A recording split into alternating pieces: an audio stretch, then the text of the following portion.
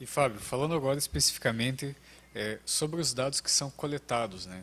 Eu aqui não quero nem citar cada um, né? Mas deixar para que tu faça a apresentação de a dimensão e o quanto isso pode interferir numa escolha, né, com os dados coletados a partir da ultrassonografia de carcaça. Vamos lá, Matheus.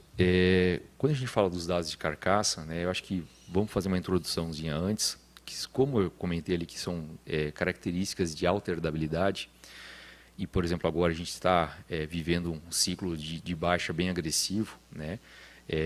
Porém, ao mesmo tempo, a gente está vendo aí recorde de abate de fêmeas ano passado, aumento das exportações de carne bovina, então nos remete a um futuro promissor, né?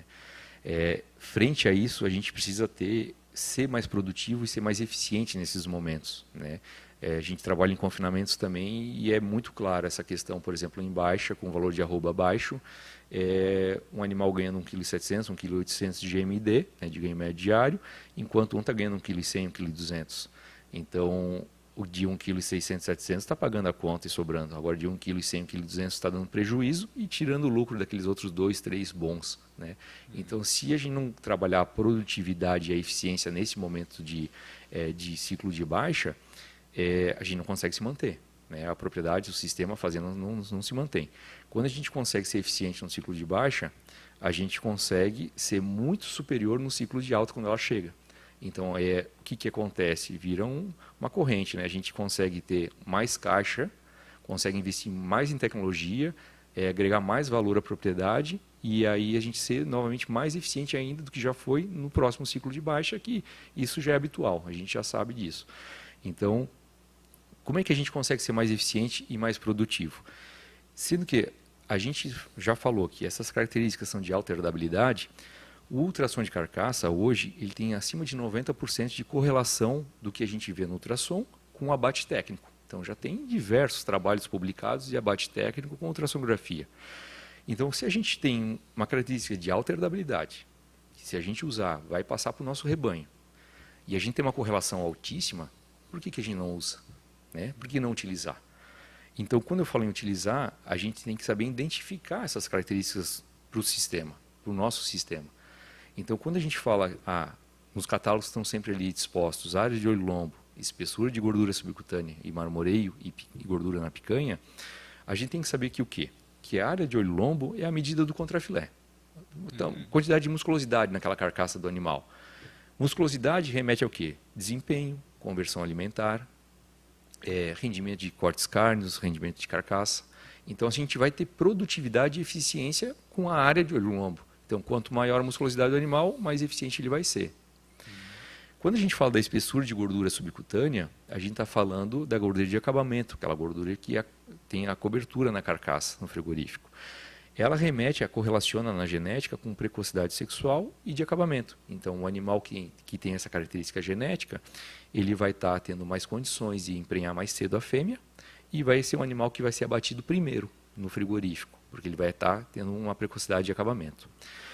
Quando a gente fala de marmoreio, e eu acho que é um dado que daqui a pouco a gente vai ter que abranger um pouquinho mais na conversa, Matheus, o pessoal remete muito à questão de qualidade de carne, né? Tem esse fator que está muito gourmetizado, está muito em alta hoje, né? Só que ele tem um fator para dentro da fazenda também, para dentro da propriedade, que é o quê? Quando a gente fala de marmoreio, é uma gordura entremeada, uma gordura que está no meio do músculo. Então ele não ocupa o lugar do músculo, e sim entre as fibras musculares. É mais uma fonte de energia que o animal tem. Assim como a vaca utiliza aquela gordura de acabamento em momentos de estresse, seca, né? Enfim, pastagem ruim, é mais uma gordura que ele tem de reserva para utilizar. Então, a vaca ela tem uma mantença melhor com aquela característica. Está mostrando em alguns trabalhos também que o marmoreio melhora sólidos no leite da matriz. Então, ou seja, não estamos falando em quantidade de leite, mas em qualidade de leite. Então, melhora a qualidade do leite daquela matriz também. E aí, se a gente for falar do marmoreio para carne de qualidade, a gente está falando de uma cereja no bolo. Então, se eu já tenho ganhos no meu sistema para dentro da propriedade, a partir do momento que o marmoreio for remunerado, eu já estou à frente, já estou tomando água limpa, né? Eu não preciso sair produzindo, porque a gente sabe que se a gente for sair para produzir marmoreio não é fácil e é longo prazo. Então a gente já vai estar com aquela característica impressa no rebanho, né? Então o marmoreio, além de ser essa cereja do bolo, ela traz esse ganho também. Então por isso que o produtor ele tem que estar atento também a essa característica se quiser melhorar a questão de habilidade materna, mantença das matrizes no rebanho. E a gordura na picanha, que é citada também no catálogo, é uma medida complementar de gordura, né? Porque a picanha está na extremidade do animal, né? Numa extremidade, e o animal, o bovino, ele deposita a gordura das extremidades para o meio. Então, quando a gente mede a IGS ali, é bem no meio do animal. Então, é sabido que ali é o último ponto de deposição de gordura. Se o animal está com 5 milímetros de gordura na IGS, eu sei que a picanha vai estar com 5 para mais. Então, a gente só fala que é uma medida complementar só para ver como é que é a precocidade de acabamento daquele animal, se é homogêneo ou não, se ele deposita a gordura homogêneo na carcaça ou ele deposita mais nas extremidades, né? Então, é só uma medida complementar. Então, sabendo dessas correlações positivas com o rebanho, a gente tem que saber identificar no nosso sistema, e também qualquer dúvida a gente está para ir para se ajudar, se a gente quer um bezerro mais pesado no desmame, se a gente quer melhorar a eficiência reprodutiva da fazenda, se a gente quer começar a pensar em qualidade de carne, se a gente tem um frigorífico parceiro que bonifica por acabamento, a gente pode estar entregando animais mais precoces também. Então a gente tem hoje, graças a Deus, a gente tem diversos animais de diversas raças com potencial para atender qualquer sistema. Basta o cliente, o produtor, o comprador, identificar qual que é a melhor característica para o rebanho dele, né? O touro que tem a melhor característica, porque vai imprimir, a genética mostra isso, a herdabilidade é alta. Então, identificando, a gente já tem um ganho na primeira geração.